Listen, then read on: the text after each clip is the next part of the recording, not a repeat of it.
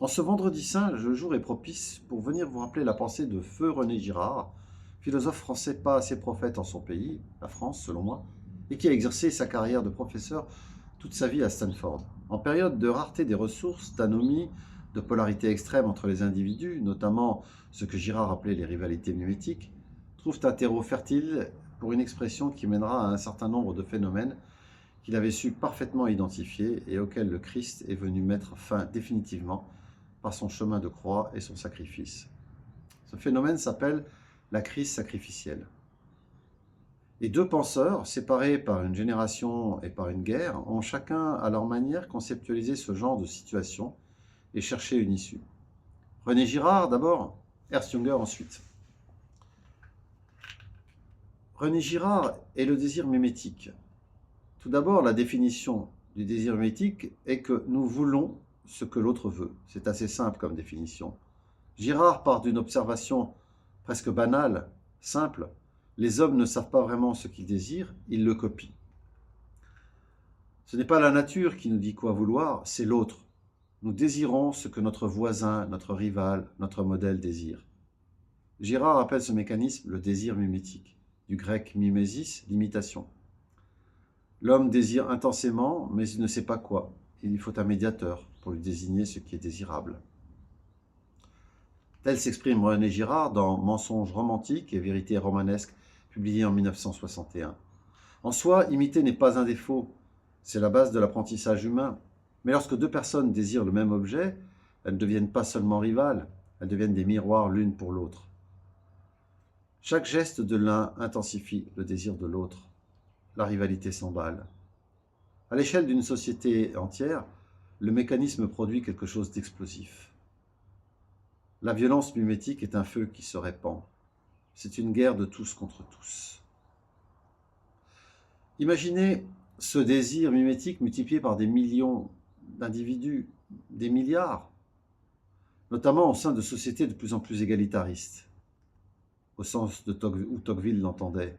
Les rivalités se croisent, s'alimentent, s'entrelacent. Chacun imite la violence de l'autre pour s'en protéger, et ainsi l'intensifie.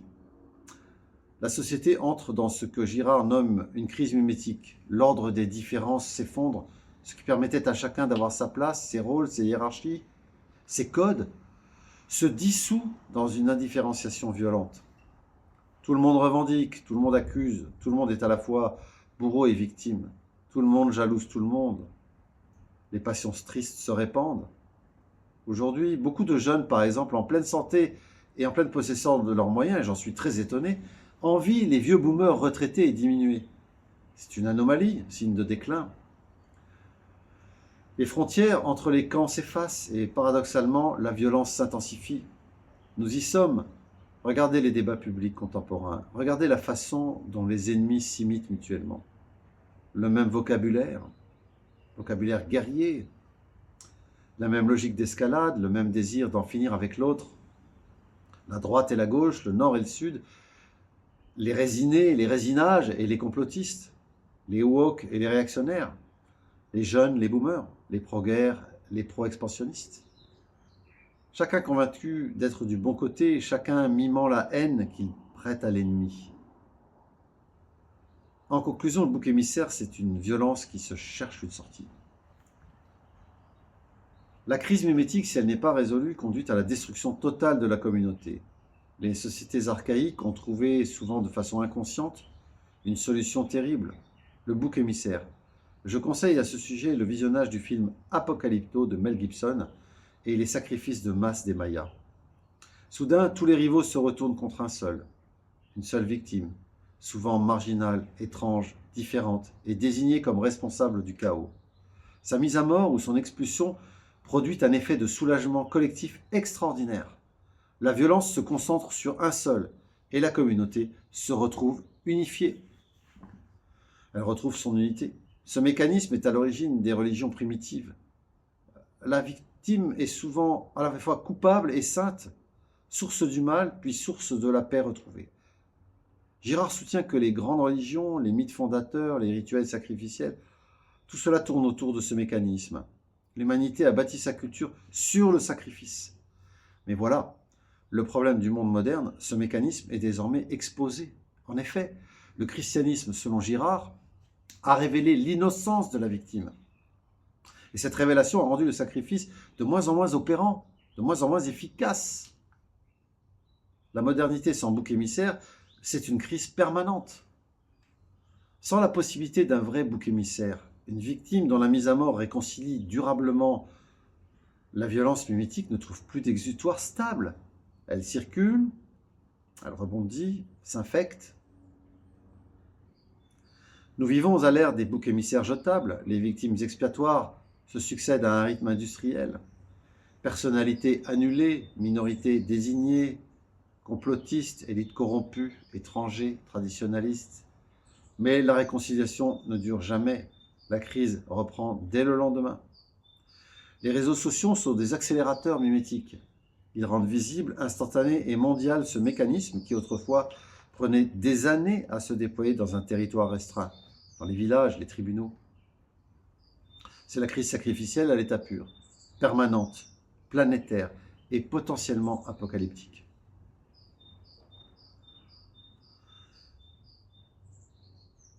Girard nous a donné le diagnostic, mais il manque une couche supplémentaire pour comprendre notre présent. Comment la crise mimétique est-elle instrumentalisée? Car la violence mimétique ne reste pas anarchique.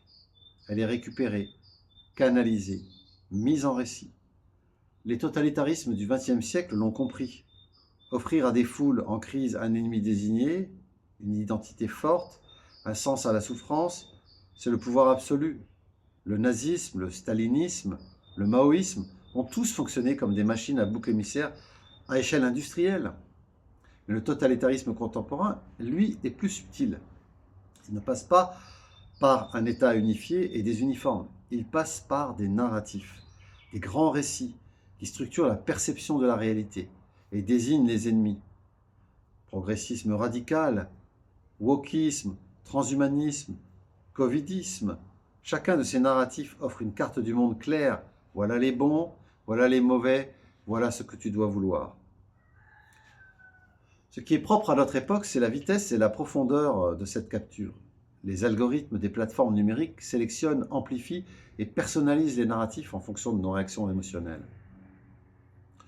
Peu à peu, le narratif n'est plus quelque chose que l'on croit, c'est quelque chose que l'on est. Quitter le camp, c'est perdre son identité, sa tribu, son sens. C'est une mort sociale à l'horizon. La crise mimétique alimentée par des narratifs totalitaires produit des individus capturés, incapables de penser hors du cadre, prêts à toutes les violences symboliques et parfois physiques pour défendre leur vision du monde.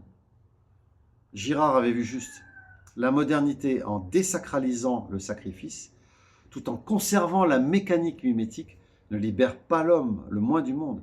Elle le précipite dans une violence sans fond. Venons-en maintenant à Ernst Junger et au retour aux forêts. Ernst Junger, c'est quelque part le témoin du pire. Il a vécu 2 guerres mondiales. C'est un officier allemand de la Grande Guerre, décoré. Il a observé de l'intérieur la montée du nazisme, qu'il a refusé de rejoindre au péril de sa vie. Il n'était pas un philosophe de salon, il était un témoin. Et cette position, au cœur du chaos, refusant d'en être complice, lui a permis d'élaborer une pensée de résistance profondément originale. En 1951, il publie Der Waldgang, traduit en français par Traité du rebelle ou Le retrait dans les forêts. C'est un petit livre dense, presque mystérieux, qui propose une réponse à la question que Girard pose implicitement. Que faire quand la société tout entière entre en crise sacrificielle? Le Waldgänger est celui qui rentre dans la forêt. Junger utilise une image archaïque.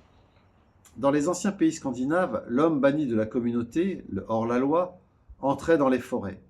Et il perdait la protection de la société, mais gagnait une liberté totale. Il devenait un Waldgänger, un marcheur des forêts. Pour Junger, cette image est une métaphore. Mais pas seulement. Dans un monde où les États totalitaires, les idéologies de masse et les narratifs dominants capturent les individus, il existe une forme de résistance primordiale refuser d'être intégré. Le Waldgänger est celui qui, mis en demeure par la situation de donner sa mesure, refuse de participer à l'automatisme du monde. Ce refus n'est pas une fuite, ce n'est pas du nihilisme non plus, c'est un acte ontologique, un ancrage dans ce qui résiste à la dissolution mimétique. La forêt intérieure est ce qui ne peut être annexé. La forêt dont parle Junger est d'abord intérieure. C'est l'espace de la personne qui résiste à la capture. L'âme qui demeure irréductible au narratif, aux propagandes, aux mobilisations collectives. Dans la crise mimétique, tout le monde est pressé de choisir son camp. Les narratifs totalitaires exercent une pression immense.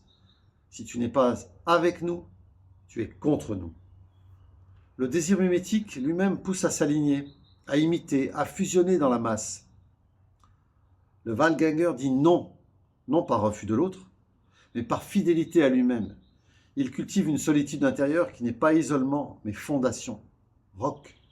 Il existe en l'homme une zone d'invulnérabilité profonde, où les pouvoirs du monde ne sauraient atteindre. Ernst Junger le dit dans le traité du rebelle en 1951. Cette zone d'invulnérabilité est un trésor. Voilà ce que je voulais vous partager en ce vendredi saint, que je vous souhaite très bon, avec si possible un jeûne, avec l'accent circonflexe. Bref, très bon vendredi saint à vous, et à une prochaine fois pour une autre vidéo.